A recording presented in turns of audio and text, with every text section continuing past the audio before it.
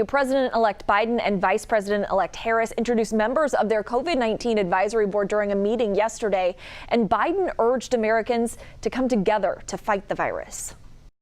It's time to put aside the partisanship and the rhetoric that designed to demonize one another.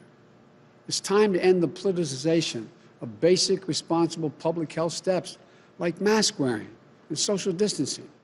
Now, beyond assembling the board, there isn't a lot more Biden can do at this point because the head of the General Services Administration has yet to recognize the incoming administration. So a quick social studies lesson here. The GSA is tasked with formally recognizing Biden or any president-elect to begin the transfer of power.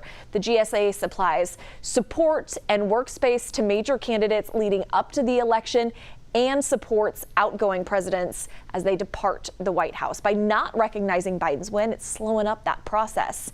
Now, the GSA hasn't said why it's dragging its feet, but it's likely because of the president's lawsuits against several states. The latest, this one in Pennsylvania. That suit doesn't allege voter fraud, but it does allege the state fostered disparate treatment between mail-in and in-person voters. It also seeks to invalidate ballots cast by those given an opportunity to what's called cure their ballots. And if you're wondering what curing is, here you go. In Pennsylvania, if you sent your mail ballot without a signature or without the secrecy envelope, an official can call you to say you can vote by provisional ballot. It is completely legal. The state's attorney general does not seem worried about this, tweeting, "Sleep tight.